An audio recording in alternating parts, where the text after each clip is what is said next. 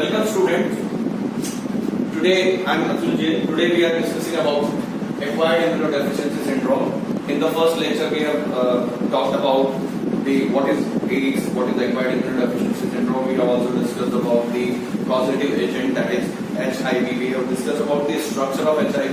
We have discussed about the life cycle of that particular human immunodeficiency virus. We have also discussed about the mode of transmission of HIV.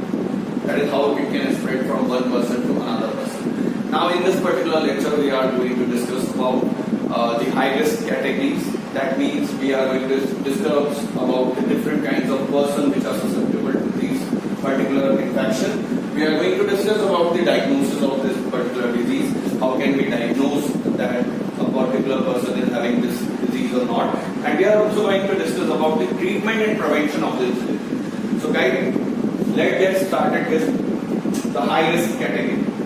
So what do you mean by high risk category? High risk category, that means the scientists or the doctors have provided us the different kinds of persons which can be HIV infected, which can easily be HIV infected due to their some of the conditions or some of their activities.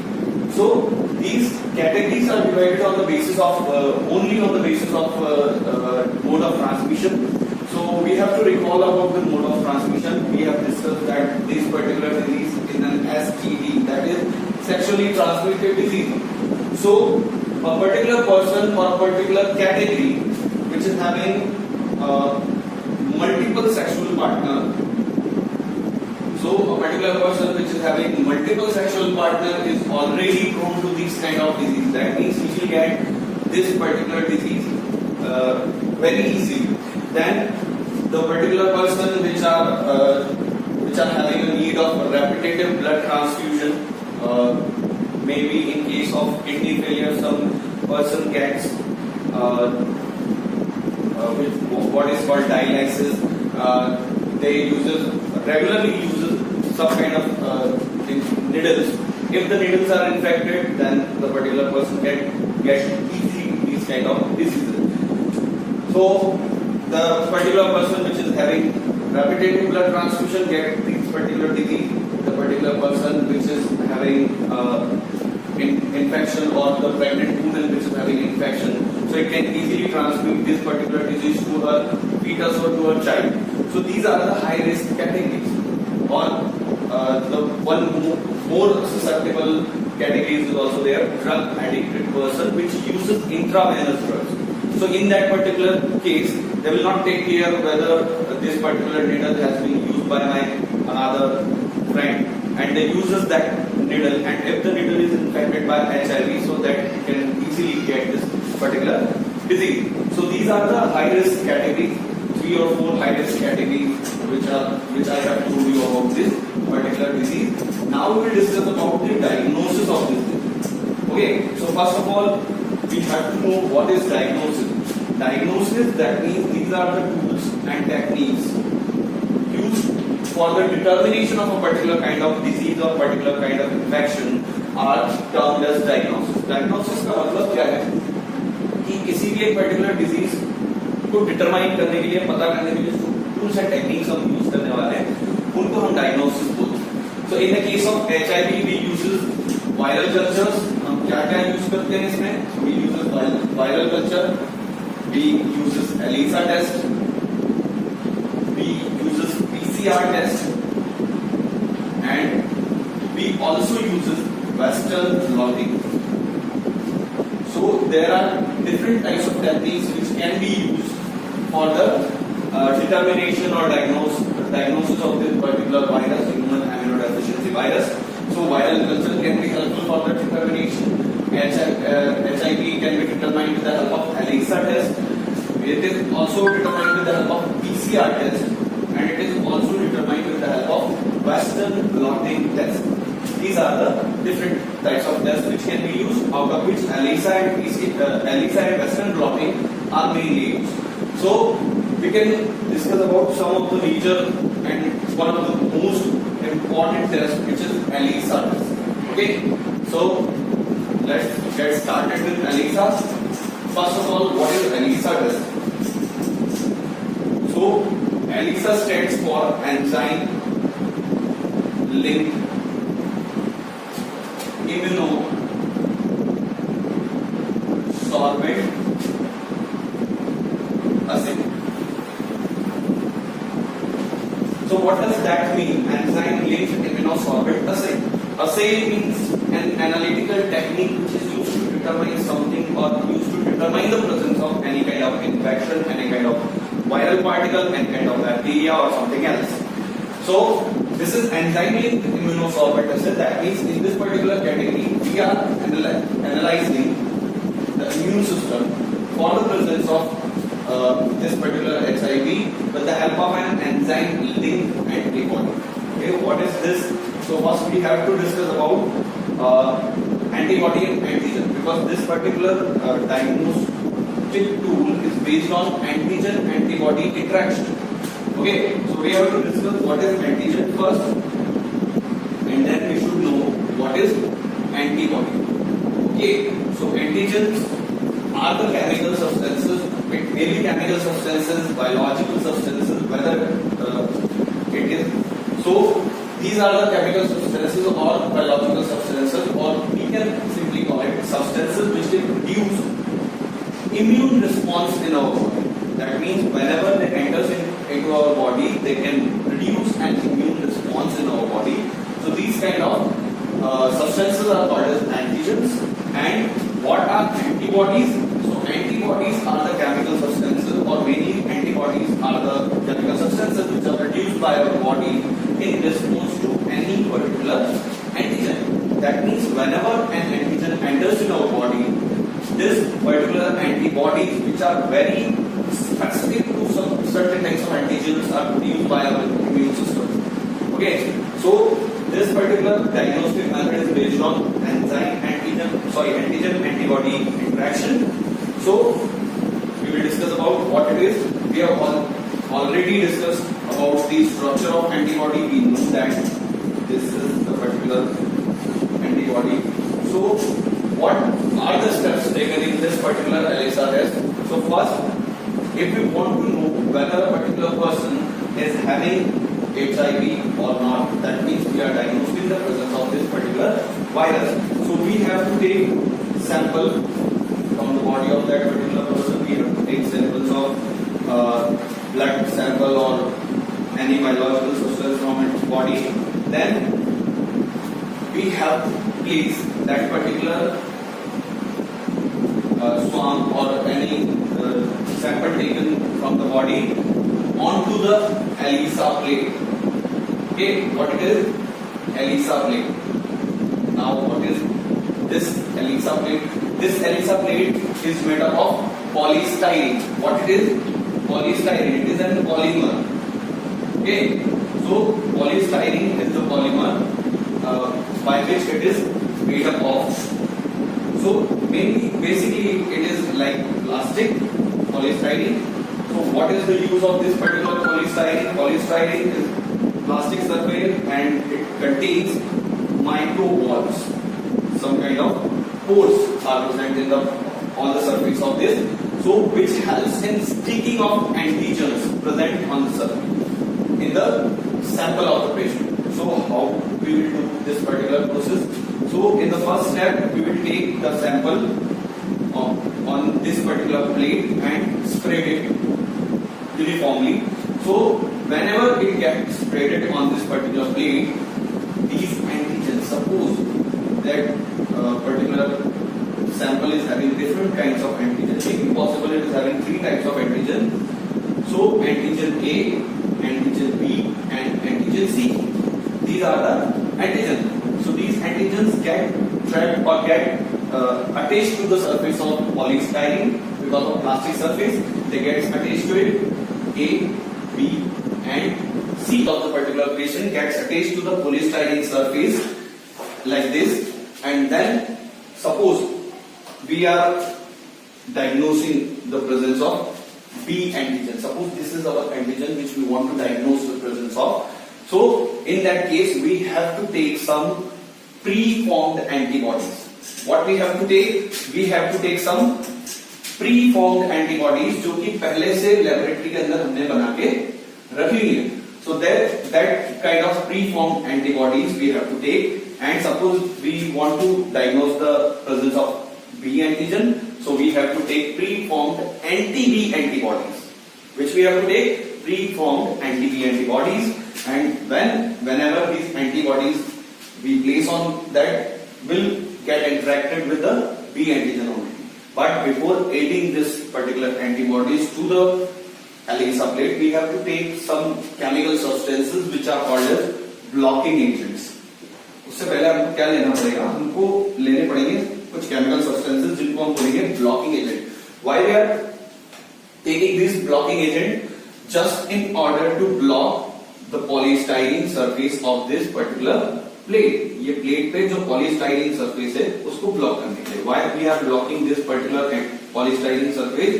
So by the presence of these blocking agent, they will block the interaction of antibody with that surface of polystyrene. That means after adding blocking agent, whenever we add anti-B antibodies, so that antibody will only interact with the that antigen present. जो antigen present है उसी से वो interact करेगा, वो कहीं से कहीं तक भी इस polystyrene के surface से interact नहीं कर सकता because of the presence of these blocking agent on the polystyrene surface.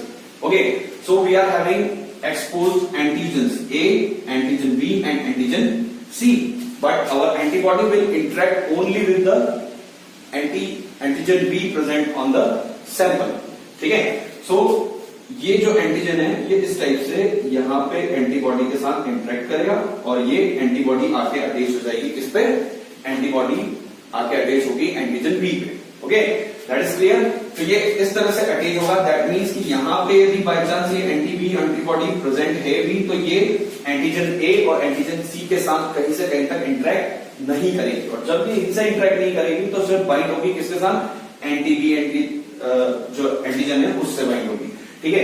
एक चीज और ध्यान रखना कि these antibody which we are using in this particular test are of some special qualities. क्या इसमें स्पेशल क्वालिटी होती है? तो नॉर्मली अभी तक हमने यही पढ़ा है कि ये इसका स्ट्रक्चर होता है 2 light chains and 2 heavy chains.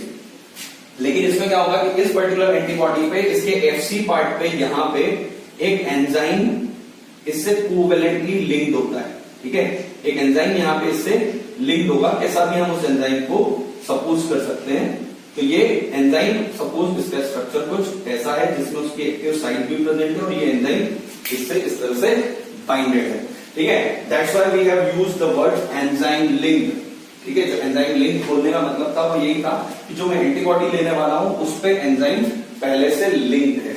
और खास बात ये रहेगी कि इस एंजाइम की जो प्रॉपर्टी है वो क्या है? This is the kind of enzyme which can convert a colorless substrate. What it is? It is a colorless substrate. So when it comes or in contact with this particular enzyme, it will get converted into a colorful substrate. ये किसमें convert हो जाएगा? एक colorful substrate से convert हो जाएगा.